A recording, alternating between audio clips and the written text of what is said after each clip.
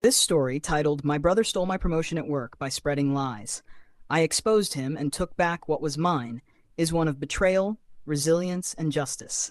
It's a story about how even family can sometimes surprise you in the worst way, and how standing up for yourself can turn everything around. My name is Emily. I'm 31 years old, and I work as a project manager at a fast-growing tech company in New York City. I've worked hard to get to where I am: long nights, countless meetings, and the constant pressure to prove myself in a male-dominated field. But through it all, I've always had one mantra: keep your head down, work hard, and success will come. Little did I know, the betrayal I was about to experience would shake that belief to its core. I come from a close-knit family. Or at least, that's what I thought. Growing up, my younger brother Jake and I were inseparable. We were each other's partners in crime, the ones who always had each other's backs. But as we grew older, things changed. Jake became competitive, always trying to one-up me. At first, it was innocent. Childhood rivalry, nothing more. But as adults, that rivalry became something darker.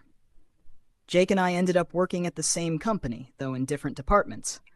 I had been there longer, climbing the ladder steadily through sheer determination. Jake joined a few years later, and I was thrilled to have him on board. I thought we'd finally have the chance to work together again, like we did when we were kids. But then came the promotion. A senior position opened up in my department, one I had been working toward for years. My boss, Sarah, had all but confirmed I was the front-runner for the role. My track record spoke for itself. I had led some of the company's most successful projects, and my team respected me. I could already picture myself in the role, finally reaping the rewards of all my hard work. Then, out of nowhere, everything changed. It started with whispers in the office. People began looking at me differently, their smiles strained, their conversations halting when I entered the room. At first, I thought I was imagining it, but then Sarah called me into her office. "Emily," she began, her expression serious, "I've been hearing some concerns about your leadership style." I froze. Concerns? About me? She went on to explain that multiple employees had come forward, claiming I was difficult to work with, overly critical, and unwilling to share credit for team successes. It felt like a punch to the gut. None of it was true.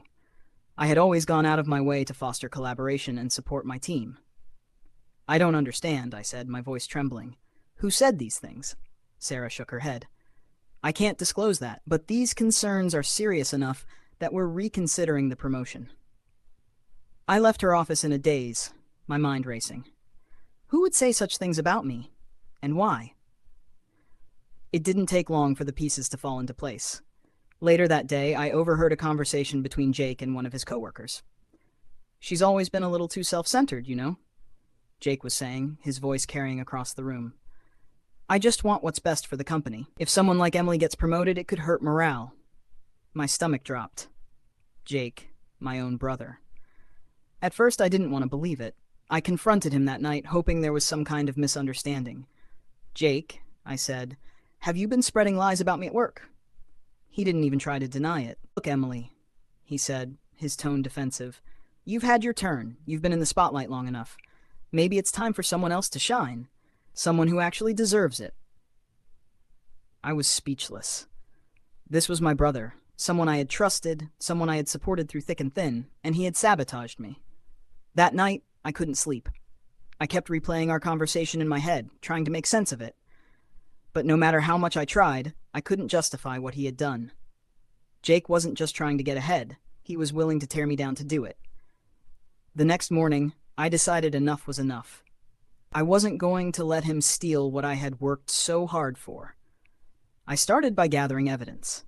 I spoke to my team, asking them if they had heard the rumors or had any concerns about my leadership. To my relief, they were just as confused as I was. "Emily, you're the best manager I've ever had," one of them said. "I don't know where these rumors are coming from, but they're not true." Armed with their support, I went to Sarah. I showed her the results of my projects, the positive feedback from my team, and the inconsistencies in the complaints. "I don't know who's behind this," I told her, "but it's not a reflection of who I am or the work I've done." Sarah listened carefully, and for the first time since this ordeal began, I saw a glimmer of hope in her expression.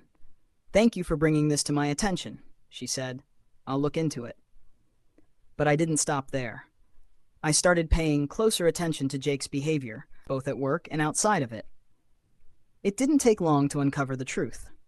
Jake had been actively spreading lies about me to our coworkers, twisting small misunderstandings into damning accusations. When I confronted him again, he shrugged it off. "It's just business, Emily," he said. "Don't take it so personally." But it wasn't just business, it was personal, and it was time to take a stand. The confrontation with Jake left me furious, but more determined than ever. It wasn't just about the promotion anymore. It was about defending my integrity. I couldn't let his lies define my career or who I was. The first thing I did was document everything.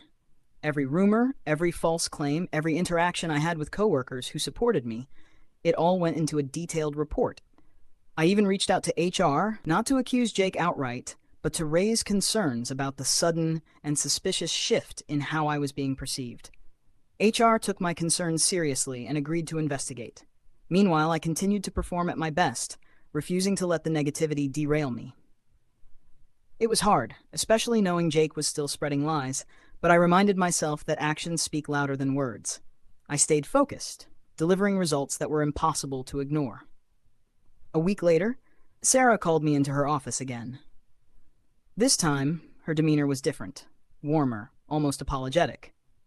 "Emily," she began, "I've reviewed the feedback from your team and the evidence you provided. It's clear to me now that the concerns raised against you were baseless. In fact, your leadership has been exemplary, and I regret letting those rumors cloud my judgment." I felt a wave of relief wash over me, but then she added something that caught me off guard.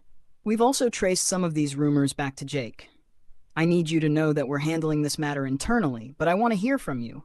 How do you want to proceed?" Her question took me by surprise.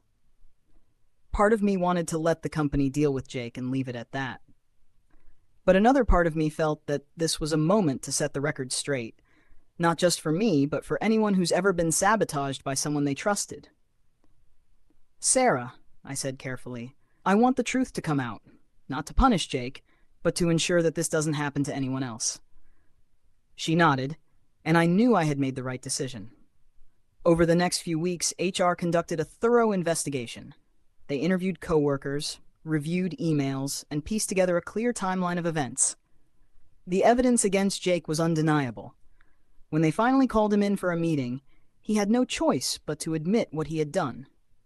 Jake was reprimanded and reassigned to a different department, a demotion that was a direct result of his actions. It wasn't easy seeing my own brother face the consequences of his betrayal, but I knew it was necessary.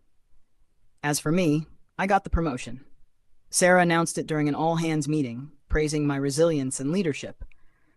My team cheered, and for the first time in weeks, I felt like I could breathe again. But the story doesn't end there. After everything had settled, Jake reached out to me. At first, I didn't want to take his call. I was still angry, still hurt by what he had done.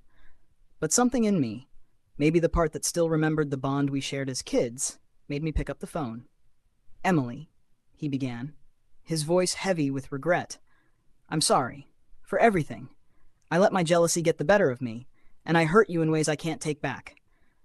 I don't expect you to forgive me, but I need you to know how sorry I am."